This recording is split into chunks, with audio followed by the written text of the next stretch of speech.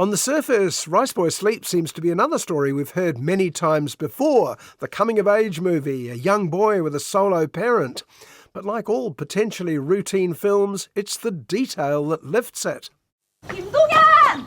어디 가? 김동현!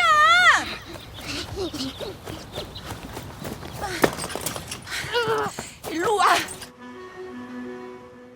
This is the story of a young Korean mother, So-young, who, after a series of misfortunes, takes off with her baby son to seek her fortune in Vancouver, Canada. Well, considering how small the Korean community is in Canada, it's interesting that Riceboy Sleeps should come out at around the same time as another Canadian-Korean gem, Past Lives. Stuart Bosman. Here. Hi, Stuart. Nicole Bridges. Here. Dong-Hyun. Kim. Dong? We meet So-young and 5-year-old Dong-Hyun on the boys' first day at a Canadian primary school. The usual first-day nightmare is amplified by his being the only Asian at the school and therefore an easy target. Hey, race boy, loser! Give it back! Give me back my glasses! Race boy, race boy, race boy, race boy! Don't call me that! Tiger mother So-young's advice proves disastrously counterproductive. Hit back, she suggests, which means both she and the boy are dragged off to the principal's office. It's soon clear that the best thing to learn for both mother and son is how to fit into monocultural Vancouver. Why the other kid's not in trouble? They be racist to him every day, teasing him, do funny face. Mrs. Kim, please. 엄마는 나 이상하게 생긴 것 같아? In Canada, most young immigrants are encouraged to take a bland Canadian name like Kevin or Stanley or David. Dong-Hyun is fine with that. He picks Michael Jordan and refuses to back down. 마이클 조던. 마이클 조던은 안 돼. 왜 안 되는데? 데이빗은 어때? 데이빗 좋은 이름 같지 않아? 싫어, 난 마이클 조던 할래. 왜 저래? 그래, 그러면 마이클 킴에 뭐 아니면 조던 킴 하던가. 근데 싫어! 마이클 조던 한다고! In Act 2 of Riceboy Sleeps, an older Dong-Hyun, now David at his new school, is fitting in a lot better 9 years on. There are certainly a lot more Asians than when he was picked on for eating rice at lunchtime. And he's becoming more interested in his Korean past. Why does his mother resist talking about his late father, he wonders? Mom, can I talk about my dad? Was he nice? Was he smart? 나중에 얘기해. When? I'm too tired right now. Did he even know about me? Riceboy Sleeps has been cunningly structured by writer-director Anthony Shem. We already know rather more than David about why So-young felt she couldn't stay in Korea.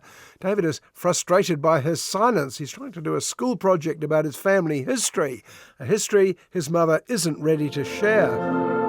I want you all to build a family tree, but in this instance, I want you to use it to learn something about your family's history.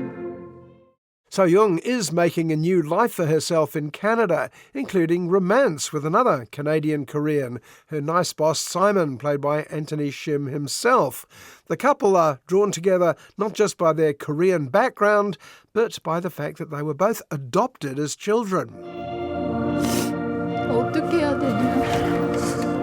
We can beat this. There's a way to beat this. I know it. I know it. There are fascinating parallels and differences between the would-be couple. Both were orphaned, though Simon's adoption experience was rather more positive than So-young's. Simon feels himself entirely Canadian, while So-young is starting to be drawn back to her youth and career, even if it was far from ideal. 잘 들어. 남자는 인생에서 딱 3번만 오는 거야. 너가 태어났을 때, 그리고 엄마가 죽었을 때, 그리고 아빠가 죽었을 때. 울거나 약한 모습 보이면 다른 사람들 다 너 무시할 거야. 알겠어?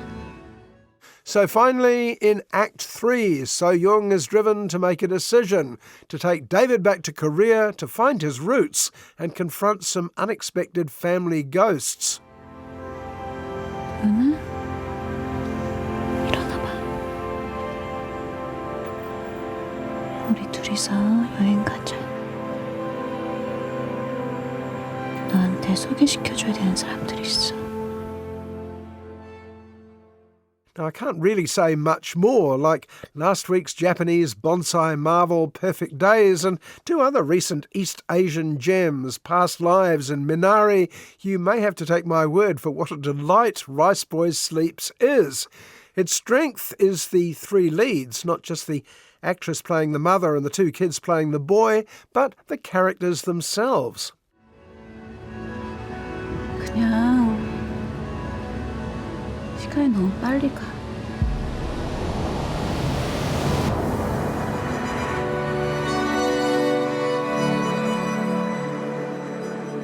They're believable because they're so specific, but they're universal because you get them, you like them, and want what they want.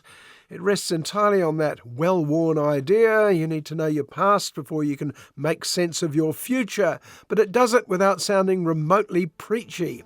Strongly recommended, in other words.